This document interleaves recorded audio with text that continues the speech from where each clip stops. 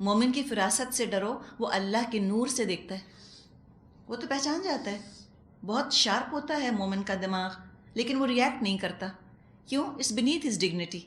وہ نہیں چاہتا کہ میں اپنا مذاق اڑوانے والوں کے ساتھ کوئی برا رویہ اختیار کروں، تو وہ وقار کے ساتھ، حکمت کے ساتھ خاموش رہتا ہے. لوگ سمجھتے ہیں بے وقوف ہے اور مذاق اڑاتے ہیں. جب معاشرہ بگڑتا ہے تو بگڑے ہوئے معاشرے میں لوگ نیکی کی عزت نہیں کرتے، شرافت کی عزت نہیں کرتے، بلکہ وہ لوگوں کے شر سے، لوگوں کی برائی سے خوف کھاتے ہیں. اور جو شریر لوگ ہوتے ہیں، بدتمیز ہوتے ہیں، روڈ لوگ ہوتے ہیں، ان کی روڈنس، ان کی بدتمیزی سے وہ خوف کھا کر کبھی ان کا مذاق نہیں اڑاتے ان کے سامنے. مذاق ان کا اڑاتے ہیں جو کہ شریف ہوتے ہیں، جو کہ نیک ہوتے ہیں، بے ضرر لوگ جو ہوتے ہیں. اور وہ روڈ لوگوں کی عزت ان کے سامنے سامنے ہی بس کرتے ہیں. اور اس طرح کی روڈنس کو بعض دفعہ عقل مندی کی دلیل سمجھا جاتا ہے، جو کہ فوراً بیک آنسر کرے، فوراً جواب دے دے پلٹ کے، ایک کے مقابلے میں 4 سنائے. کہتے ہیں بڑا تیز ہے بھائی، بڑا ذہین ہے، کیا اس کو الفاظ آتے ہیں دیکھو ذرا. اور وقت کے ساتھ ہوتا یہ چلا جاتا ہے کہ جب ایک دفعہ انسان عادت بنا لے کہ مجھ کو بری بات کا برا جواب نہیں دینا، جب یہ عادت بن جاتی ہے تو اس کے بعد پھر برا جواب دینا چاہیں تو بھی نہیں یاد آتا وقت پر کہ اب کیا کہیں ان کو. بائی دا ٹائم وہ الفاظ یاد آتے ہیں وقت گزر چکا ہوتا ہے، تو فائدہ بھی کچھ نہیں. تو یہ اچھی عادتیں انسان کو بہت مدد دیتی ہیں نا، سپورٹ کرتی ہیں. ہمیں بعض دفعہ اچھی عادت ہمارے اپنے شر سے ہی بچا لیتی ہے.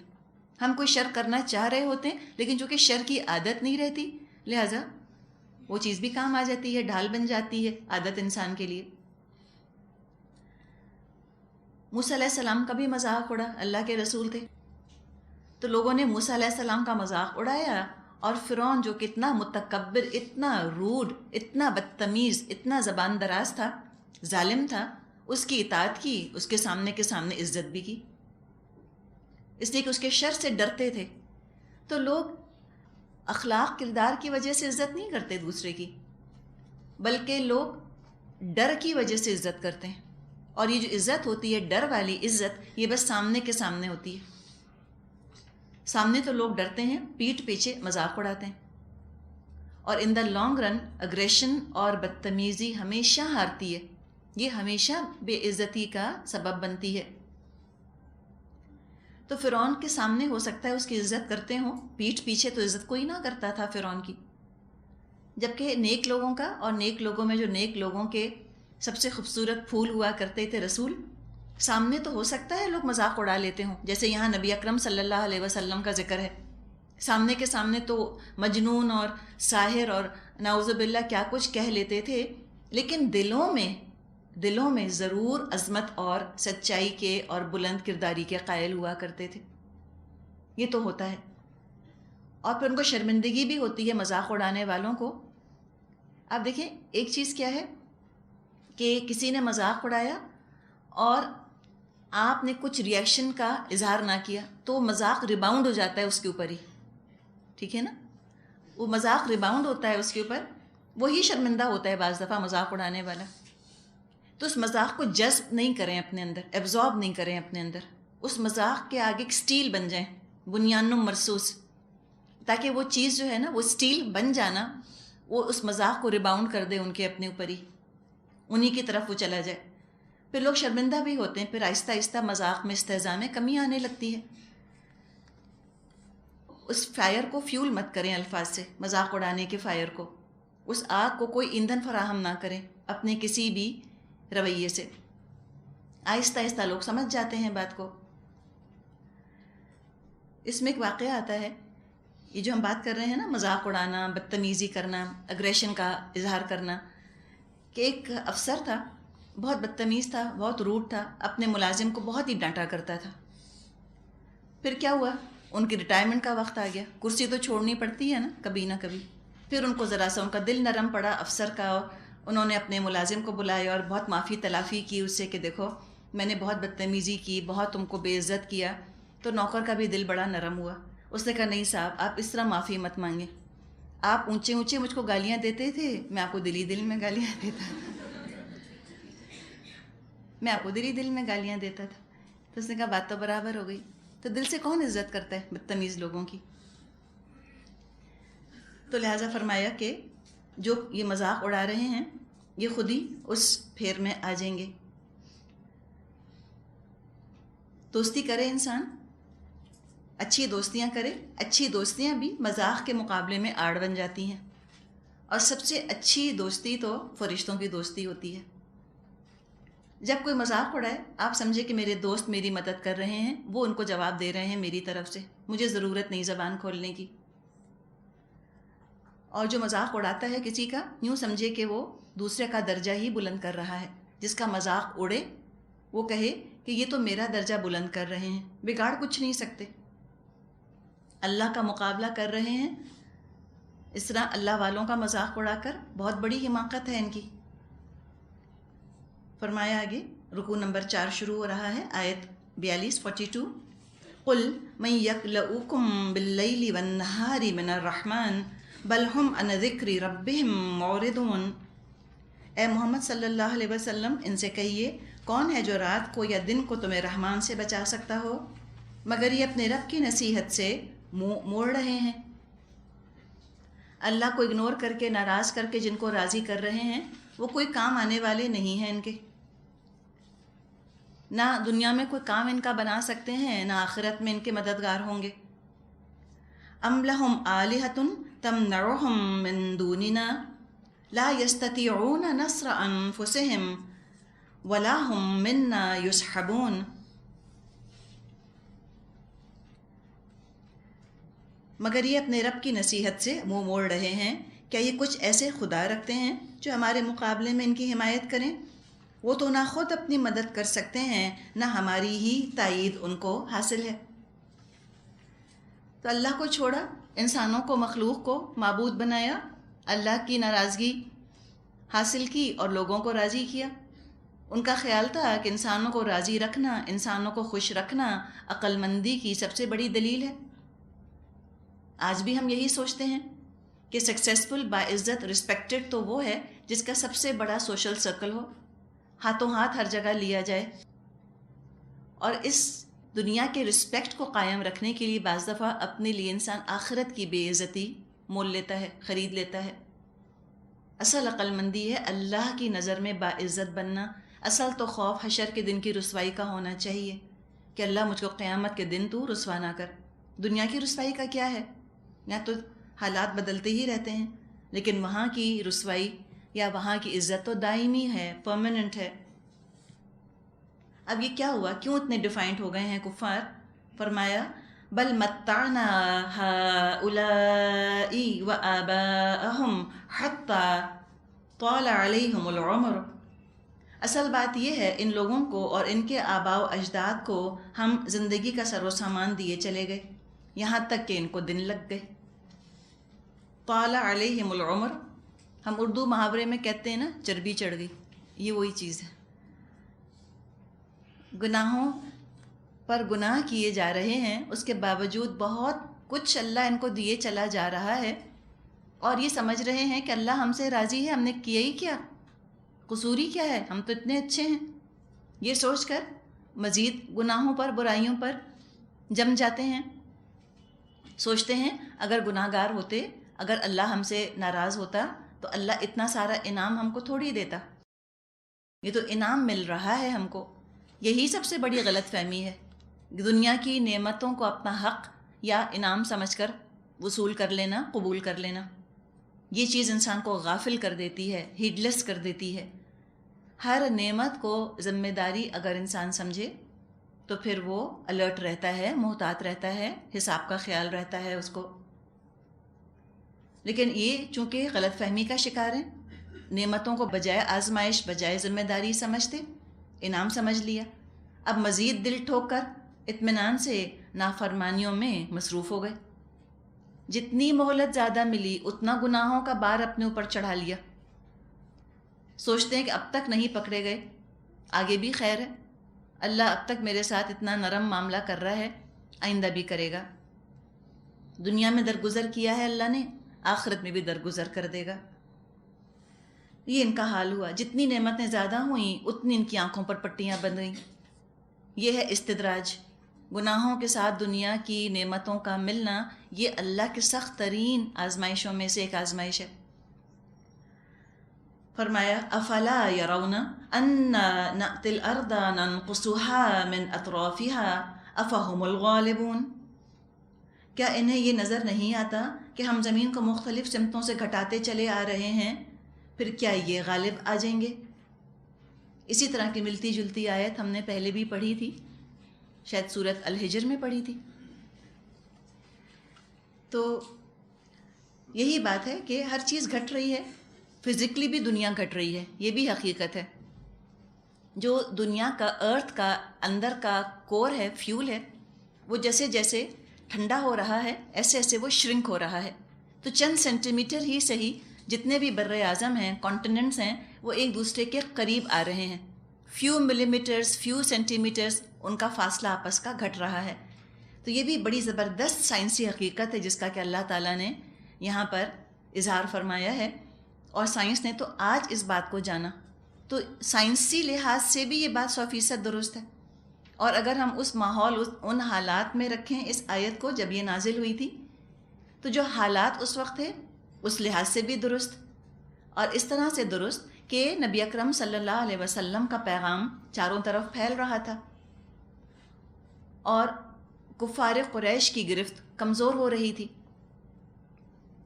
اللہ کا دین غالب آتا جا رہا تھا، اور کفار کا انفلوئنس کم ہو رہا تھا، اسلام کا انفلوئنس بڑھ رہا تھا۔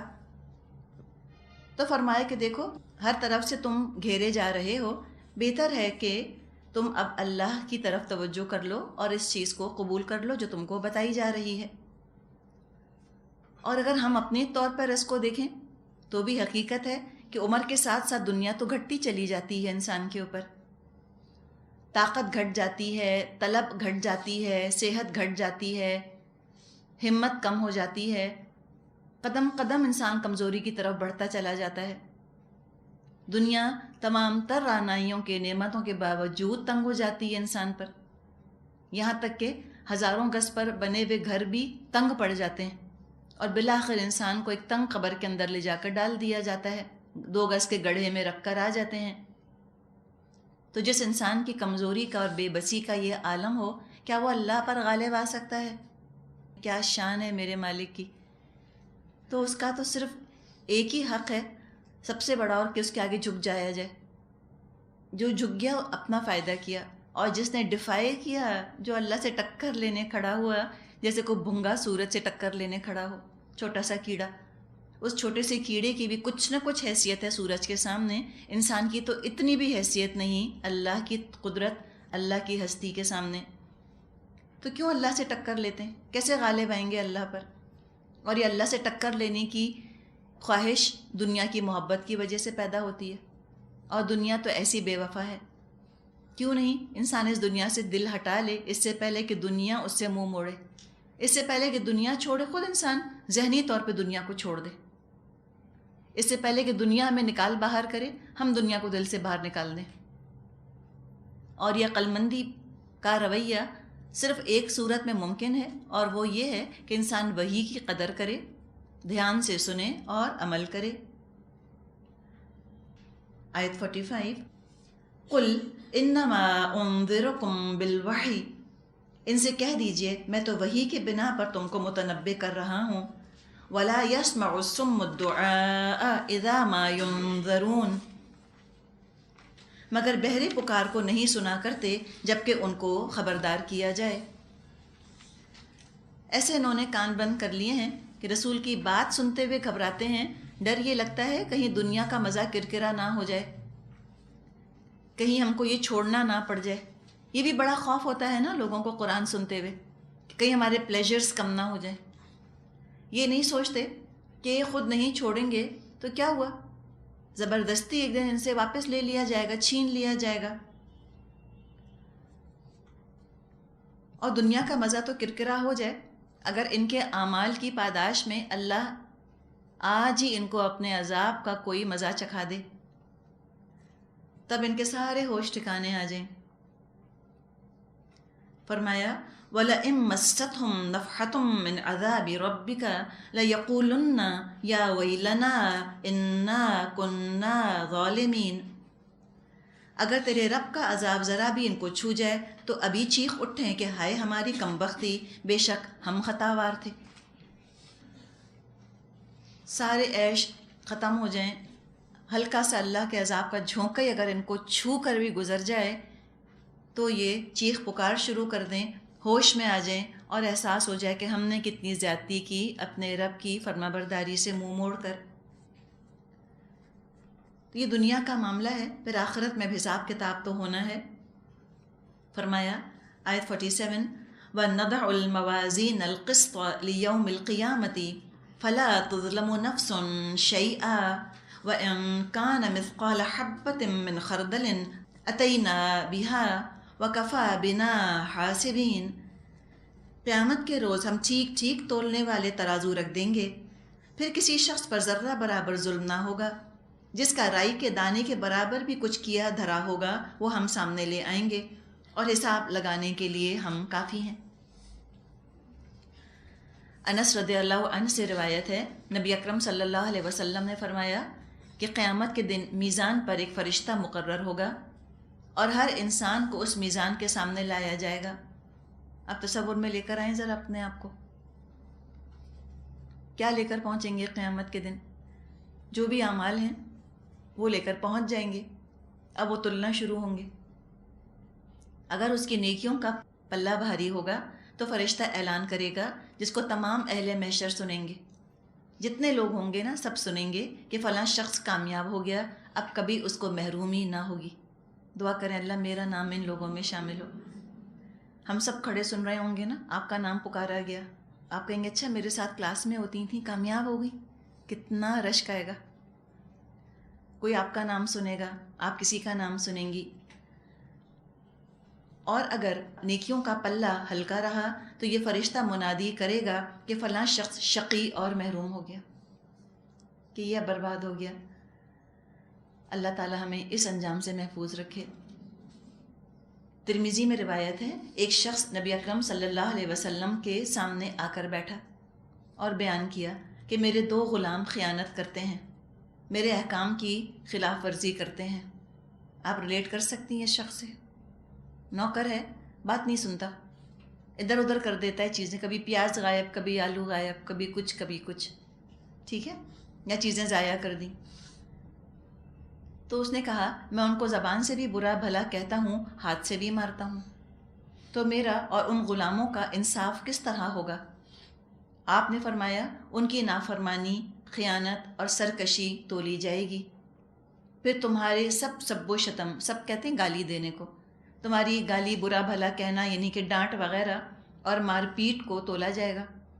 اگر تمہاری سزا اور ان کا جرم برابر ہوا تو معاملہ برابر ہو جائے گا، یعنی اس پیاز کی ویلیو، اس آلو کی ویلیو دیکھی جائے گی اور تمہارا برا بھلا کہنا دیکھا جائے گا۔ اگر وہ برابر ہوا تو ٹھیک ہے، تمہاری سزا ان کے جرم سے کم رہی تو وہ تمہارا احسان شمار ہوگا۔ تو جس نے احسان کیا دوسروں پر وہ تو قیامت کے دن بڑا اجر پائے گا اللہ سے۔ اللہ یحب المحسنین، اللہ کو تو احسان کرنے والے بہت اچھے لگتے ہیں۔ اگر تمہاری سزا ان کے جرم سے کم رہی تو وہ تمہارا احسان شمار ہوگا، اور اگر سزا جرم سے بڑھ گئی تو جتنی تم نے زیادتی کی ہے اس کا تم سے انتقام اور قصاص لیا جائے گا۔ یہ شخص یہاں سے اٹھ کر الگ بیٹھ گیا اور رونے لگا۔ آپ نے فرمایا تم نے قرآن کی یہ آیت نہیں پڑھی وَنَضَعُ الْمَوَازِينَ الْقِسْطَ لِيَوْمِ الْقِيَامَةِ؟ تو اس نے عرض کیا اب تو میرے لیے اس کے سوا کوئی راہ نہیں کہ میں ان کو آزاد کر کے اس حساب کے غم سے بے فکر ہو جاؤں۔ تو بہت ہی محتاط رہنے کی ضرورت ہے، خاص طور پہ ان کے ساتھ جو ہمارے ماتحت ہیں۔ آگے فرمایا، قصہ آ رہا ہے، ذکر ہے موسیٰ علیہ السلام کا، آیت 48 وَلَقَدْ آتَيْنَا مُوسَىٰ وَهَارُونَ الْفُرْقَانَ وَضِيَاءً وَذِكْرًا لِلْمُتَّقِينَ، پہلے ہم موسیٰ اور ہارون علیہ السلام کو فرقان اور روشنی اور ذکر عطا کر چکے۔ اب یہاں سے ہم دیکھیں گے کہ ایک کے بعد ایک انبیاء کا ذکر بیان کیا گیا، ایک کے بعد ایک نبی کے حالات بیان ہو رہے ہیں، اور بہت سے انبیاء کے تذکرے ہم پڑھیں گے۔ ذہن میں یہ بات رکھ لیں کہ یہ کسی تاریخی ترتیب سے نہیں ہے، یعنی کرونالوجیکل آرڈر میں ان کا بیان نہیں آ رہا، ایرا وائز، پیریڈ وائز نہیں آ رہے، بس ان کا ذکر کیا جا رہا ہے۔ سب سے پہلے ذکر کیا گیا موسیٰ اور ہارون علیہ السلام کا۔ اللہ نے ان کو فرقان دی اور روشنی دی اور ذکرہ دیا۔ فرقان فرق کرنے والی چیز، صحیح کا اور غلط کا فرق واضح کر دیتا ہے اللہ کا کلام، کون سا کام ٹھیک ہے، کون سا کام ٹھیک نہیں۔ یہ یوں سمجھیں کہ جب انسان وحی کی روشنی سے اپنے آپ کو منور کرتا رہتا ہے، اپنے آپ کو روشن کرتا رہتا ہے، تو پھر یہ ہوتا ہے کہ اس کے اپنے اندر بھی فرقان پیدا ہو جاتی ہے، ایک کسوٹی، ایک معیار پیدا ہو جاتا ہے، ایک سمجھیں کہ ججمنٹ پیدا ہو جاتا ہے انسان کے اندر، اور اس معیار پر وہ خود کو جج کر لیتا ہے، یعنی کہ اپنا ہی محاسبہ انسان خود کرنے کے قابل ہو جاتا ہے کافی حد تک۔ اسے خود ہی احساس ہو جاتا ہے کیا بات میں نے ٹھیک کی، کیا بات میں نے غلط کی۔ ایک فلٹر نصب ہو جاتا ہے، چھلنی فٹ ہو جاتی ہے جا کر، اپنی سوچ، نیت، ارادوں کو، محبتوں کو، نفرتوں کو، اپنے رسپانس کو خود ہی تولتا رہتا ہے۔ تو اس سے بھی توازن آتا ہے زندگی میں انسان کی، ایکسٹریم سے بچتا ہے انسان، ریئیکٹ کرنے سے بچتا ہے۔ لیکن یہ آپ کو صرف اور صرف یہ صفت ان لوگوں میں ملے گی کہ جو قرآن سے بہت زیادہ جڑ کر رہتے ہیں، اور ظاہری طور پہ نہیں بلکہ قرآن کو جذب کرتے ہیں، عمل کرنے کی کوشش کرتے ہیں۔ یہ نہیں کہ قرآن بس ان پر برسا اور بہہ گیا، ایبزارب نہ ہوا۔ یہ ایبزارپشن کا جو عمل ہے یہ سالوں کا عمل ہے، کئی سال لگتے ہیں قرآن کو اتنا جذب ہوتے ہوئے کہ انسان کے اپنے اندر یہ فرقان پیدا ہو جائے، کرائٹیرین پیدا ہو جائے۔ جیسے آپ دیکھیں کچھ لوگ افشاں کے بہت شوقین ہوتے ہیں نا، گلٹر، آپ نے اگر ایک دن گلٹر لگا لی تو 4 دن چمکتی رہے گی وہ آپ کے اوپر، اور اس میں یہ ہوتا ہے کہ جس کو آپ نے ہاتھ لگایا اس پر بھی وہ گلٹر لگ جاتی ہے۔ تو ایسا انسان اگر بن جائے، قرآن کو اگر آپ گلٹر کی طرح سمجھیں کہ اس کے ساتھ اٹیچ رہے، اب اس سے فائدہ اٹھایا، اپنے اوپر بھی اثر ہوتا ہے اور جو آس پاس لوگ ہوتے ہیں ان تک بھی اس کا اثر یقیناً پہنچتا ہے۔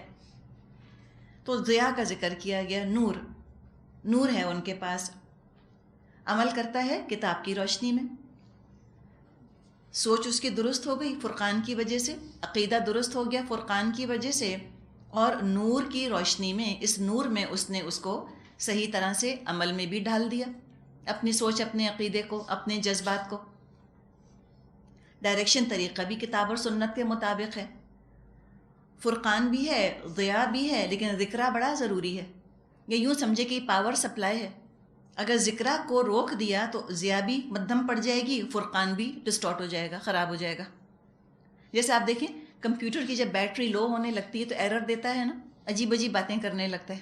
یہی ہوتا ہے انسان کا، یہ فرقان ایسی چیز نہیں ہے، یہ کرائٹیرین، یہ معیار، یہ جو اندر ترازو ہے، یہ ایسی چیز نہیں ہے کہ ایک دفعہ حاصل ہو گیا، آپ کو ڈسکنیکٹ کر لیا قرآن سے اپنے آپ کو، اب آٹومیٹکلی چلتے رہیں گے ساری زندگی، نہیں ہو سکتا۔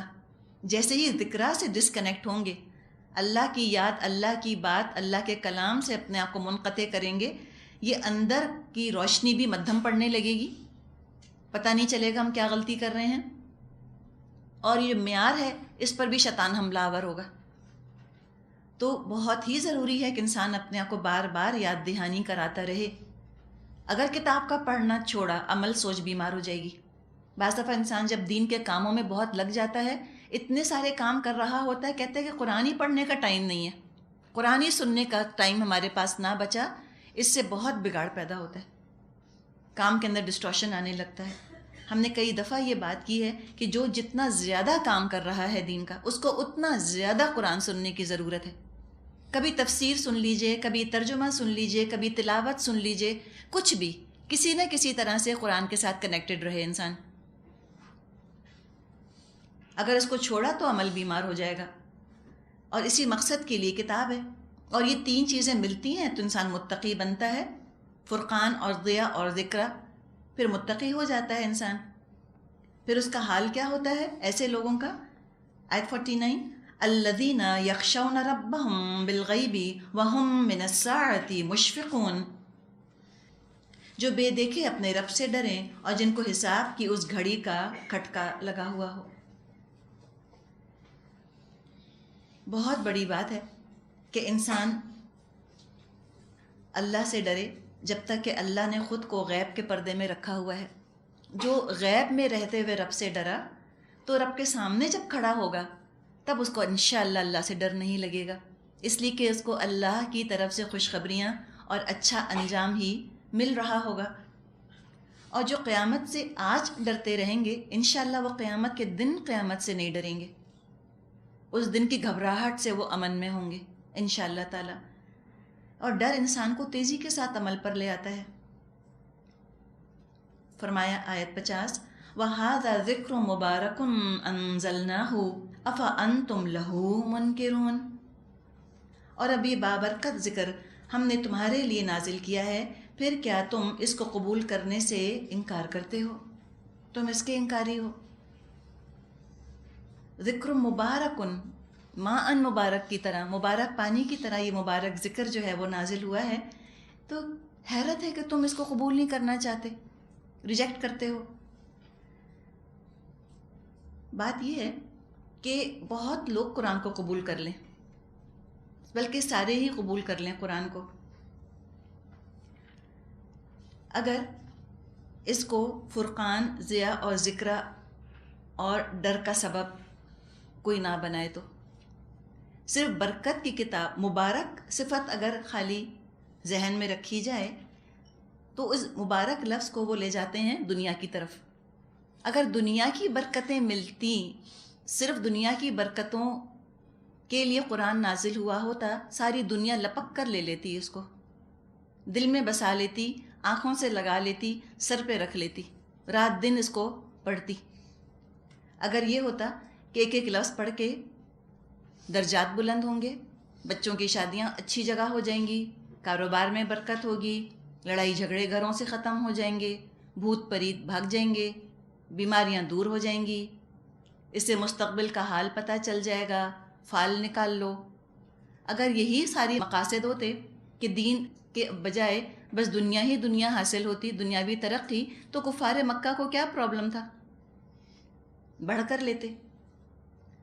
مسئلہ وہاں ہوتا ہے کہ جب لوگوں سے کہا جائے کہ دین سنوارنے کے لیے تم اس کتاب کو پڑھو، آخرت کی خاطر پڑھو، آخرت کی نظریے سے، آخرت کے پوائنٹ آف ویو، آخرت کے فائدے سے نہیں پڑھنا چاہتے، اس لیے کہ پھر تو بڑا پریشر پڑتا ہے انسان کے اوپر کہ اچھا آخرت کا فائدہ ہمیں چاہیے تو ہمیں اتنا کچھ بدلنا پڑے گا، اتنا کچھ ہمیں چھوڑنا پڑے گا، تو کہتے ہیں چھوڑو، ہم سے نہیں سنا جاتا، ہمیں بہت ڈر لگتا ہے قرآن پڑھ کے، تو اس طرح سے وہ اس سے منہ موڑ جاتے ہیں۔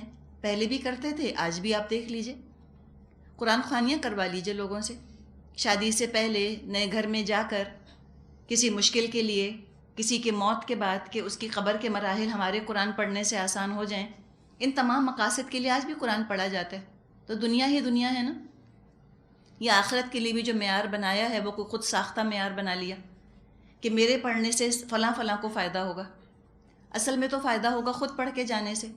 اب اگر مجھے اطمینان ہو کہ میں مر جاؤں گی اور میرے مرنے کے بعد قرآن خوانیاں کروا دیں گے میرے گھر والے، اور وہ 2 4 5 10 15 20 یا 100 200 قرآن میرے لیے ختم کروا دیں گے، ہر لفظ پہ مجھے اتنا ثواب مل جائے گا، تو مجھے کیا مشکل پڑی ہے کہ پھر میں آ کر اپنی جان لگاؤں، یا میں محنت کروں، یا میں عمل کروں؟ مجھے کیا کرنا ہے عمل کر کے؟ جب تک میں زندہ ہوں میں دنیا سمیٹوں، اور جب میں مر جاؤں تو دنیا والے میرے لیے آخرت سمیٹنا شروع کر دیں۔ یہ کوئی عقل کی بات ہے؟ سمجھ کی بات ہے؟ کوئی سمجھ کی بات نہیں، ایسے نہیں ہوگا۔ لیکن ہم نے خود ہی خود ساختہ معیار بنا لیا ہے قرآن کے ساتھ کہ مرنے والوں کو پڑھ پڑھ کے ہم یہاں سے بھیجتے رہیں گے اور ان کو پہنچتا رہے گا۔ نہیں، یہ خود لے کر جانے والی چیز ہے۔ ہم کسی اور کے لیے پانی نہیں پی سکتے۔ پانی مبارک اس وقت ہوتا ہے جب خود پیے انسان، اور خود پی کر تھرو اپ نہ کر دے، الٹی نہ کر دے، جذب ہو، ہضم ہو، جسم کا حصہ بنے، سرکولیٹ کرے جسم میں، تب فائدہ مند ہے، بابرکت ہے، بلیسڈ ہے، مبارک ہے۔ تو یہ قرآن بھی خود خود پڑھنا ہے، خود خود عمل کرنا ہے، جذب کرنا ہے اپنے اندر، اپنی زندگی کا حصہ بنانا ہے، پھر انشاءاللہ یہ بہت ہی فائدہ مند، مبارک ہوگا، بابرکت ہوگا آخرت کے لیے۔ آگے فرمایا رکوع نمبر 5 شروع ہو رہا ہے، آیت 51. وَلَقَدْ آتَيْنَا إِبْرَاهِيمَ رُشْدَهُ مِن قَبْلُ وَكُنَّا بِهِ عَالِمِينَ. اس سے بھی پہلے ہم نے ابراہیم علیہ السلام کو اس کی ہوش مندی بخشی تھی اور ہم اس کو خوب جانتے تھے. رشد کا مطلب ہے سمجھ بوجھ، ہدایت، معرفت. نور کو جذب کرنے کی، نور سے فائدہ اٹھانے کی صلاحیت تھی، کیپیسٹی تھی ان کے اندر. بہت ذہین تھے، بہت ہونہار تھے ابراہیم علیہ السلام. اس وقت بھی جو معاشرہ تھا ان لوگوں کی بہت ایکسپیکٹیشنز، بہت توقعات تھیں ابراہیم علیہ السلام سے، یعنی بہت باصلاحیت انسان تھے. رشد ان کے اندر موجود تھا. اور یہ جو رشد والی بات اللہ تعالیٰ نے فرمائی ہے، یہ رشد ہوا کرتی تھی جن انسانوں میں، انہی کو نبوت ملا کرتی تھی. اللہ کے علم میں ساری صلاحیتیں تھیں ابراہیم علیہ السلام کی.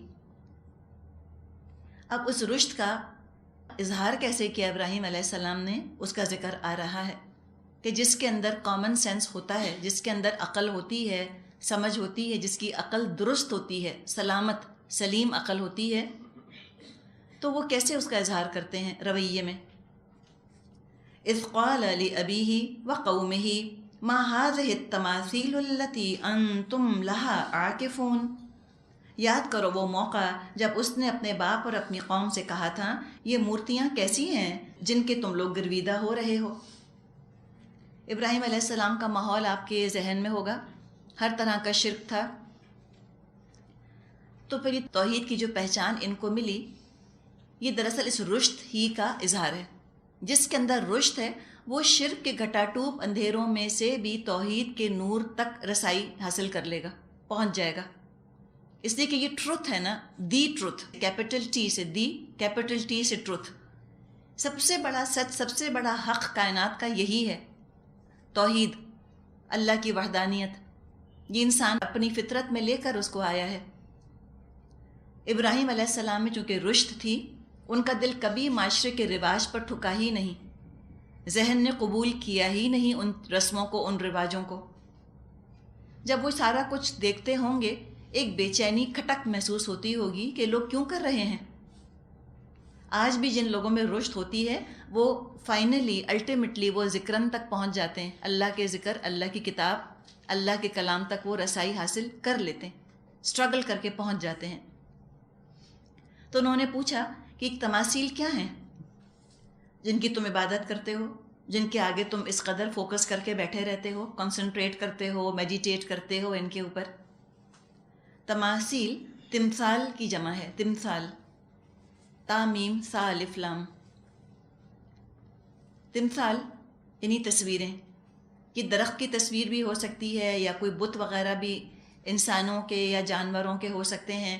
تو بے جان چیزوں کی، جاندار چیزوں کی جو بھی تمثل کہتے ہیں نا، شباہت بنانا، جو بھی شباہت، شبیہ بنائی جائے، مناظر قدرت کی ہو یا اللہ کی مخلوق کی ہو، وہ سب چیزیں تمثیل کے اندر آتی ہیں، تمثال کے اندر اس کو شامل کرتے ہیں. تو وہ کہنے لگے قالوا وجدنا آباءنا لها عابدین. انہوں نے جواب دیا ہم نے اپنے باپ دادا کو ان کی عبادت کرتے ہوئے پایا. یعنی یہ نہیں کہا لوگوں نے کہ ہماری فطرت گواہی دیتی ہے یا پیغمبروں نے ہم کو یہ طریقہ بتایا ہے. کہنے لگے ہم نے اپنے باپ دادا کو یہی کرتے ہوئے پایا ہے. اب جہاں تک باپ دادا کی تقلید کا اور ان کی فرما برداری کا تعلق ہے، اگر خاندان کے بزرگ، والدین اور معاشرہ اور اس معاشرے کی روایات اگر اللہ کی کتاب اور رسول کے طریقوں پر منحصر ہیں، ان پر بیسڈ ہیں، تو بہت اچھی بات ہے. ضرور انسان بزرگوں کی پیروی کرے، ضرور معاشرے کے رواج کی پیروی کرے، ضرور کرے، اس لیے کہ اس کا سورس اوتھینٹک ہے. اللہ اور رسول کی وہ پیروی کر رہے ہیں تو جو اللہ رسول کی پیروی کرے ہم اس کی پیروی کر لیں، بہت اچھی بات ہے. لیکن اگر معاشرہ یا بزرگ اللہ رسول کی پیروی کرنے والے نہیں تو پھر رشد کی روشنی میں ہدایت تلاش کر لینی چاہیے. اس طرح ٹیل گیٹ نہیں کرنا چاہیے معاشرے کو کہ جو ہو رہا ہے ہم بھی وہی کریں. ہوتا کیا ہے کہ شروع میں تو جب رسول دنیا سے ہو کر جاتے ہیں، ان کے ساتھ متصل اٹیچڈ جو لوگ ہوتے ہیں وہ سیدھے راستے پر ہوتے ہیں، ان کی پیروی کرنے والے ان کے بچے، اگلی نسل، اگلی جو ڈسینڈنٹس ان کے ہیں، ان کی اولاد، وہ بھی ان کی پیروی کرتی ہے۔ لیکن وقت کے ساتھ ساتھ آہستہ آہستہ ڈیویشن آنا شروع ہوتا ہے، رفتہ رفتہ ایک ایک کر کے رسول کی تعلیمات، دین کی تعلیمات ریپلیس ہونے لگ جاتی ہیں لوگوں کی اپنی باتوں سے، اور پھر رفتہ رفتہ رسول کی تعلیمات صرف مقدس ہو جاتی ہیں، ویری ہولی، ناقابل عمل ہو جاتی ہیں۔ جیسے ایک اینٹیک ہوتا ہے نا، اینٹیک یا کوئی ریلک ہوتا ہے، اس طرح اس کی قدر بہت کرتے ہیں، تعریف بہت کرتے ہیں، قیمتی بہت کہتے ہیں، لیکن بس سجا دیتے ہیں اس کو، عمل کا کوئی تعلق بچتا ہی نہیں۔ عمل کن پر ہوتا ہے؟ اب عمل کے لیے بزرگوں کے اور بزرگان دین کے طریقے اور قصے آ جاتے ہیں۔ اس طرح بگاڑ آیا، سنت ریپلیس ہوئی لوگوں کے عمل سے، اور پھر ان بزرگوں کے طریقے کی فضیلت، ان کی سپیریورٹی اور ان کا تقدس، ان کی ہولینس عملی طور پہ ہم کہہ رہے ہیں، تھیوریٹکلی نہیں، عملی طور پہ سنت سے آگے نکل جاتی ہے، اور سنت بالکل ریپلیس ہو جاتی ہے لوگوں کی باتوں سے۔ اور وہ لوگوں کی باتیں بھی کون سی؟ جو سنت سے بہرحال مختلف تھیں۔ ریپلیس تو کیا کرتے ہیں؟ ریپلیس ایک چیز کو دوسری چیز سے کرتے ہیں، وہ کچھ نہ کچھ تو مختلف ہوتی ہے نا۔ اس طرح دین کے اندر جو ہے مختلف طرح سے وہ انوویشنز کرنا شروع کر دیتے ہیں۔ ہمارے معاشرے میں اگر ہم اس وقت دیکھیں تو جو دین رائج ہے وہ سماجی رواجی دین ہے، بزرگوں کی کہاوتوں پر مشتمل، سنا سنایا۔ اکثر لوگ بات ہی یوں کرتے کہ ہم نے سنا ہے ایسے کرنا چاہیے، ہم نے سنا ہے یوں کرنا چاہیے، اور سنا سنایا دین چل پڑا، سنتیں بالکل اجنبی ہو گئیں، ایک پیرلل دین ہے جو کہ چل پڑا۔ بعض لوگ تو اپنے گھروں میں برکت کے لیے کچھ بزرگان کی تصویریں لٹکا کے رکھتے ہیں، روز صبح جا کے ان کو دیکھتے ہیں، ان پہ ہار پھول چڑھاتے ہیں، اور جہاں خاندانی رسومات آ جائیں اس کے سامنے نہ قرآن کی بات سنیں گے، نہ رسول کی بات سنیں گے، نہ سنت دلیل بنتی ہے، نہ کوئی اور چیز۔ کیوں؟ اس لیے کہ ان کے بزرگ نے فلاں بات کہہ دی تھی، بس وہ اس پر جم جاتے ہیں، آ کے فون اسی پر کنسنٹریٹ کرتے ہیں اور اسی پر وہ جم جاتے ہیں۔ تو جو دلیل آج لوگ دیتے ہیں کہ نہیں بزرگوں نے یہ کہا، کوئی حدیث ان کے سامنے بیان کریں وہ سنتے ہی نہیں، سنی انسنی ٹوٹلی اگنور کر دیتے ہیں۔ تو ایسی باتیں کوئی نئی نرالی تو نہیں ہے۔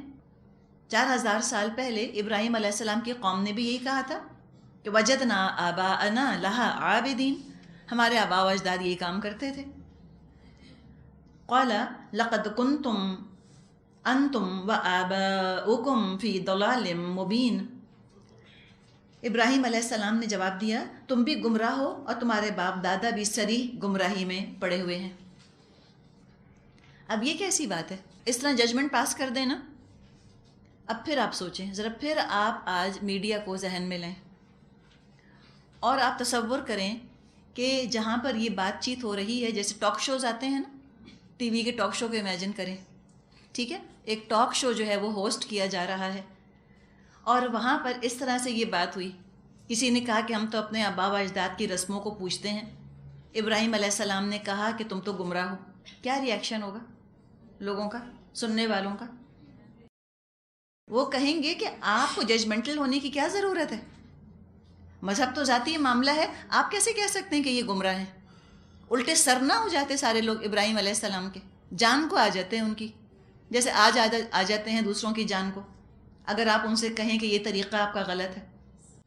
لوگ کہتے ہیں آپ اپنے کام سے کام رکھیں نا، آپ کو کیا ضرورت ہے کسی کو گمراہ کہنے کی؟ Live and let live, religion is a personal matter, جس کا جو جی چاہے کرے۔ لیکن اگر ریلیجن اس طرح پرسنل میٹر ہوتا، ذاتی معاملہ ہوتا، اور انبیاء اگر حق کو خالی اپنی ذات تک محدود رکھتے اور وہ ٹروتھ پروپیگیٹ نہ کرتے تو حق پھیل نہیں سکتا تھا۔ خود حق پہچان لینا اور بات ہے، مشکل تو پڑتی اس وقت ہے جب حق کو پھیلایا جائے، حق کی تبلیغ جب انسان شروع کرتا ہے تب مخالفتیں آتی ہیں۔ اپنی ذات تک حق کو رکھتے بہت اچھے بنے رہتے معاشرے کے اندر، کوئی کچھ بھی نہ کہتا، آج ٹھیک ہے، ہو سکتا ہے لوگ تھوڑا آپ کو بیوقوف سمجھیں، لیکن آپ خود عمل کرتی رہیں، کوئی پرابلم نہیں ہے.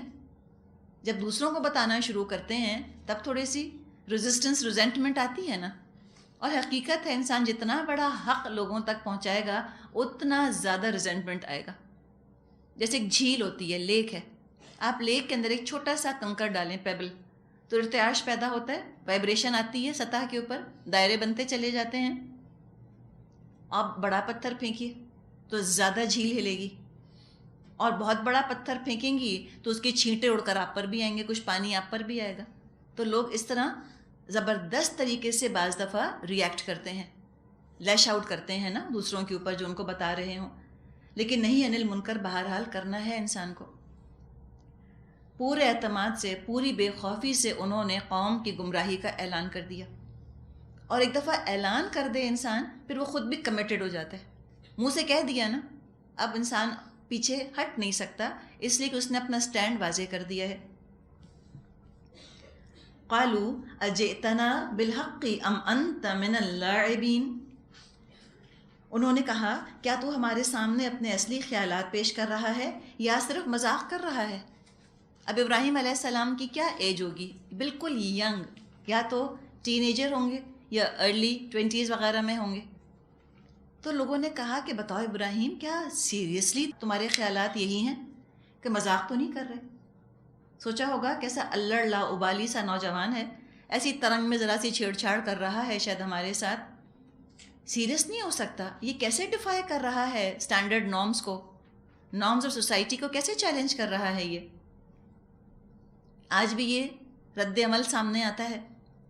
ینگ لوگ جب حق کی طرف آتے ہیں، بعض دفعہ بزرگ سر ہلا کے بہت سنجیدگی سے and I know it all والے ایکسپریشن کے ساتھ کہتے ہیں، بس ذرا سی 4 دن کی چیز ہے نا، شوق چڑھا ہے نیا نیا. ابھی قرآن کلاس میں جا رہی ہیں، ہاں دیکھ رہے ہیں، بہت حجاب، بہت نیکیاں، بہت سوچتا ہے. دیکھتے ہیں ابھی ذرا ختم ہونے دیں نا، یہ سارا جو بھوت چڑھا ہے آج ان کے سر کے اوپر، ذرا کورس ختم ہو تو پھر دیکھتے ہیں. اور افسوس کی بات کیا ہے کہ اکثر بزرگوں کی بات ٹھیک ہی ثابت ہو جاتی ہے. تجربہ ہے نا ان کو. لوگ کہتے ہیں نا کہ دھوپ میں بال سفید نہیں کیے، ان کو پتہ ہے یہ نیا نیا جوش ہے.